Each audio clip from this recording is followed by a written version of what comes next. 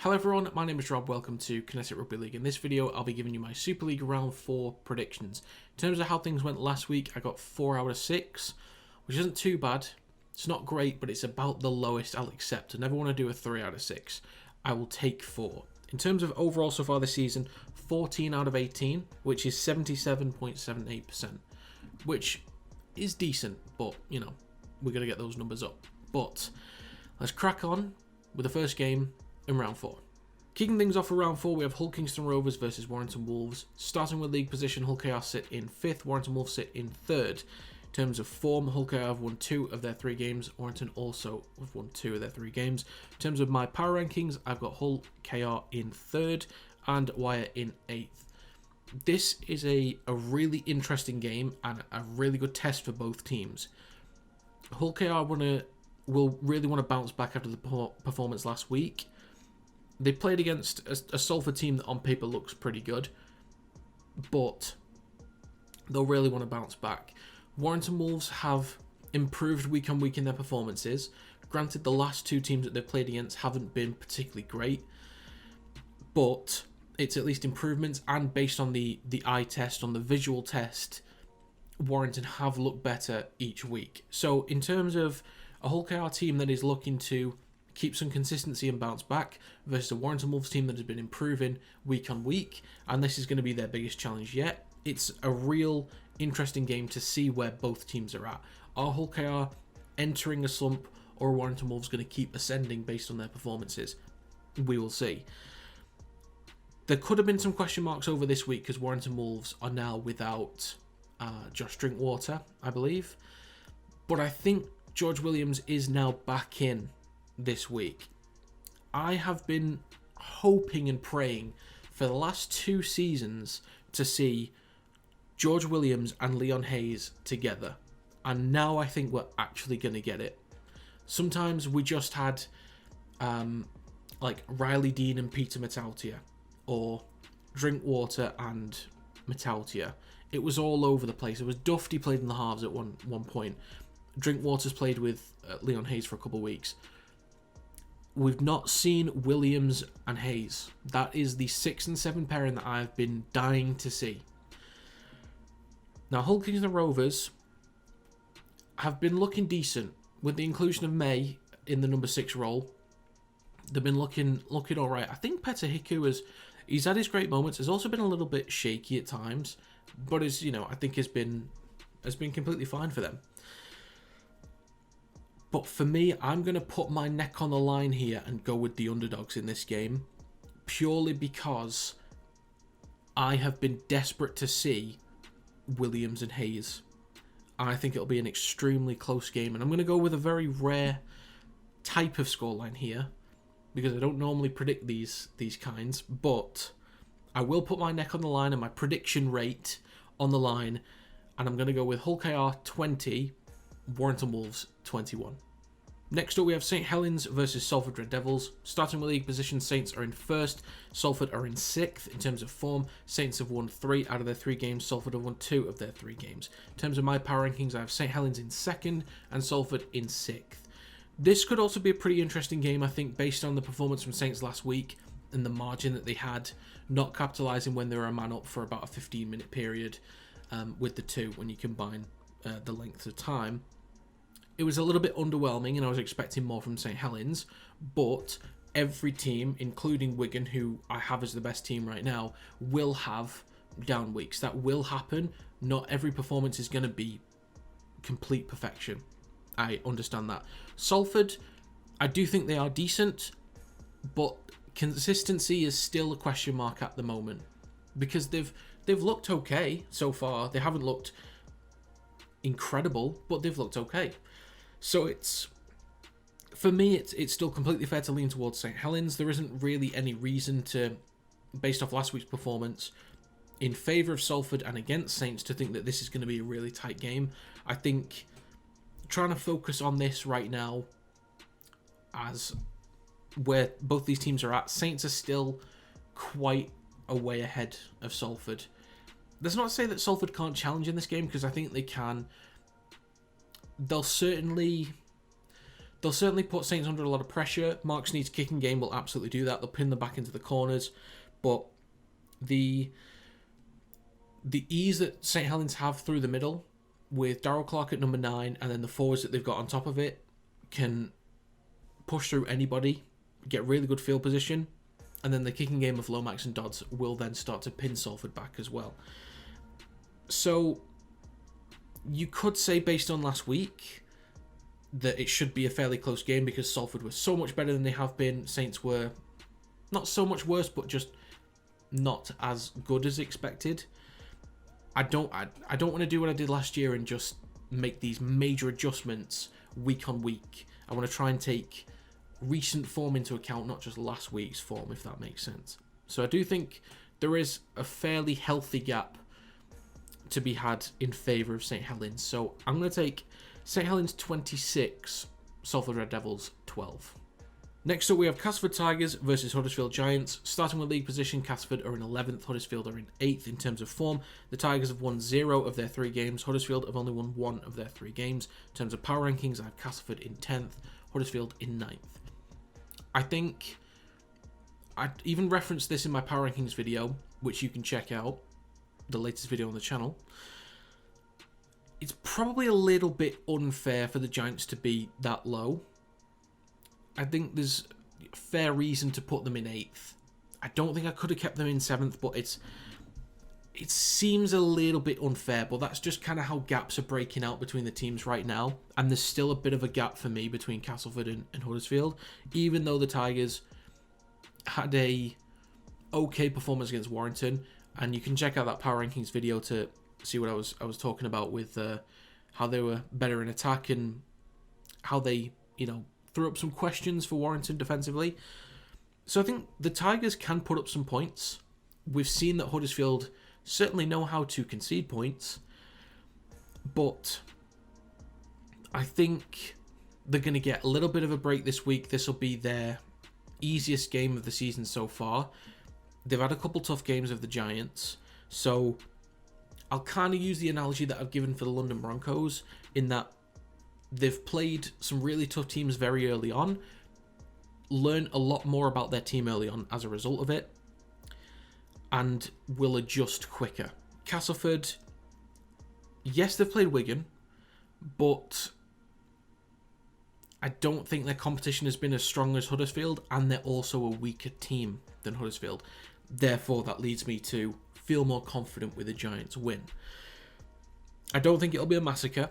I don't think the Tigers will struggle. I think they'll have their moments, and I think they'll look good. But I think the Giants will just be better in all departments. In the forward pack, in the backs, creating opportunities. Defensively, I think they'll be better. And in attack, more creative. But I certainly think it'll be a good game. There'll be a good chunk of points scored here, but a decent gap for the Giants. So I'm going to go with Castleford Tigers 16, Huddersfield Giants 26. Next up, we have Leeds Leopards versus Leeds Rhinos. Starting with league position, Leeds are currently in 10th. Leeds Rhinos are in 7th in terms of form. Leeds have won 0 of their 2 matches. Leeds have won 2 of their 3 matches. In terms of power rankings, I have Leeds currently in 7th and Leeds in 4th. About Leeds being in 7th, I also mentioned in my power rankings video, I think it's a little bit questionable. Of all the positions so far where I've placed everyone in my power rankings, the most questionable one is Leigh. But I can't imagine keeping Huddersfield there. I can't imagine putting Warrington there. I can't drop Salford there. They're the biggest question mark for me right now. Mainly because round 1 they were so sluggish. Round 2 they were better than expected. So round 1 worse than expected. And then round 3 better than expected. So they are a bit of a question mark at the moment. So I don't really know where to put them. Leeds, however, have absolutely earned 4th in the power rankings because they came up against a strong Catalans team who are normally pretty strong in attack and defence. It's not just one or the other. They're good on both sides of the ball. They have a strong forward pack and some smart players in the spine. And Leeds, even though they've still lost a game in there, have looked good, consistently good week in, week out. So even when they lost to Hull KR, they were still pretty strong. And they went a man down against Hull KR, and they dealt with that quite well. They only conceded 1 try from it, I think. So Leeds have been consistent, and as I referenced in my previous video, have been decent to good. I think this kind of game, depending on how well they play, if they completely batter Leigh, then you can start to say, okay, Leeds a great team. But they're on a good path of consistency right now, and that's what I'm expecting to continue. I'm still going to reference the same kind of thing I mentioned in my previous predictions video when it was Saints versus Leigh of fitness. Leeds have had 3 really good tests. Salford, Hull KR and Catalans. That's a really strong midfield to top 4 challenge week in, week out. Whereas Leigh, they've had good challenges too, but fitness-wise, don't have that extra week under their belts. And I think later on into the game, that's really going to come in favour towards Leeds. So I'm going to go with, again, roughly a fairly sizable gap like the Giants and Tigers game. I see it kind of going like that. It's going to be really entertaining, but much more high quality because these 2 teams are better than the previous 2. So I'm going to go with Leigh Leopards 12, Leeds Rhinos 20. Next up, we have London Broncos versus Wigan Warriors. Starting with league position, London Broncos are in 12th, Wigan Warriors are in 2nd. In terms of form, London have won 0 of their 3 games, Wigan have won 2 of their 2 games, 3 of 3 if you include the World Club Challenge. In terms of power rankings, London are in 12th and Wigan Warriors are in 1st on my power rankings. How much do I say about this game, really? Most of us will know where this is going. Most of us know where it's going. But what I'm hoping to see is just a resilient performance from London. There is a very good chance they will concede a plethora of tries. It is extremely likely, but we just want to see a hearty performance. They've had to deal with so many tough opponents very early on, and the reward of having to deal with 2 tough opponents came with a great challenge against Hull last week. The fact that they were able to create their own opportunities, they limited the number of points compared to the first few weeks. Granted, they were playing against a worse team.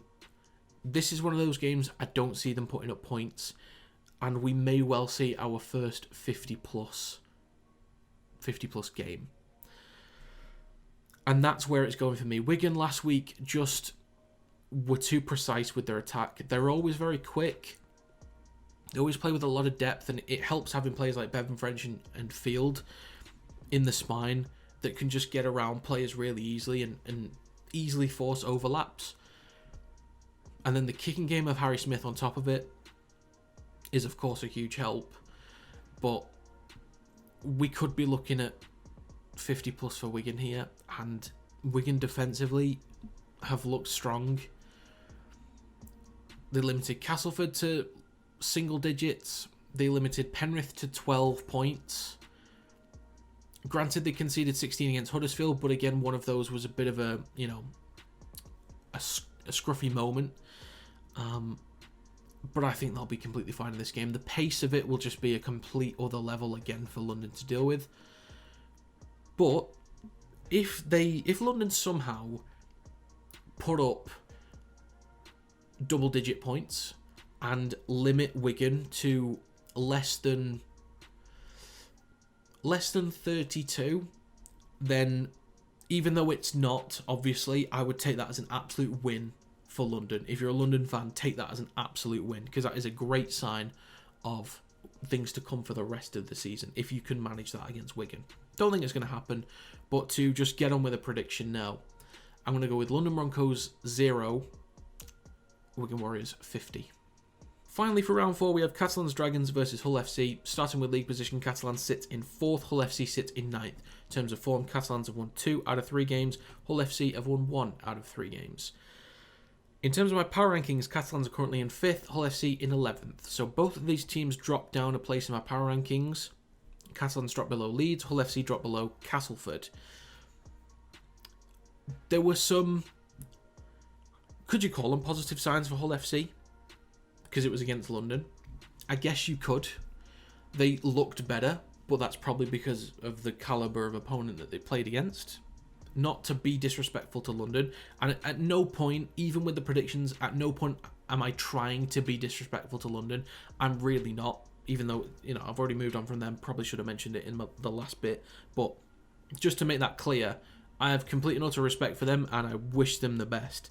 But we just know, being real calibre-wise, it's not really a challenge. But it shouldn't have been a challenge for Hull. I had them winning by 20 points. It shouldn't have been that much of a challenge. Catalans, bit of a step backwards from last week. I thought they would have been better against Leeds. Had them winning by 4, they lost by 8. Just wasn't good enough, simple as that. I don't think it was a bad performance, and they conceded a try when they were a man down, but they just didn't match. They just didn't match, simple as that. But this week, given how poor Hull FC have been, and it was just one of those down weeks for Catalans, that was it. It wasn't a reason to say, oh, Catalans are definitely going downhill, Hull FC are in with a good chance this week. No. Catalans took a slight step backwards because they were bettered by Leeds, who were just more clinical on both sides of the ball.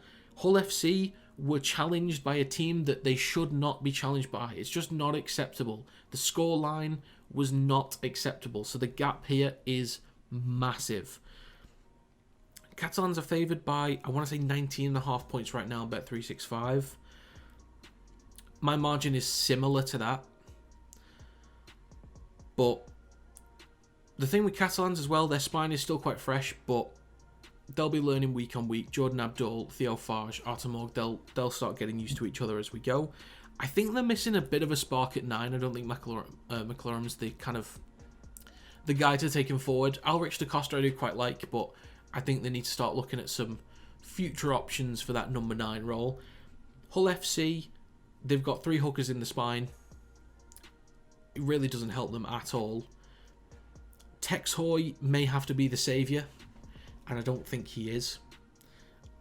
But with that being said, I'm going to take Catalans Dragons 28, Hull FC 10.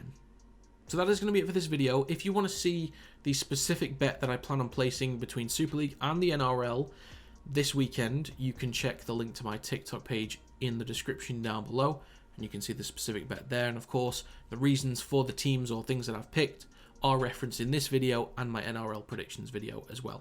But as always, if you have any predictions, do leave them in the comments down below. Thank you very much for watching, and I will see you next time.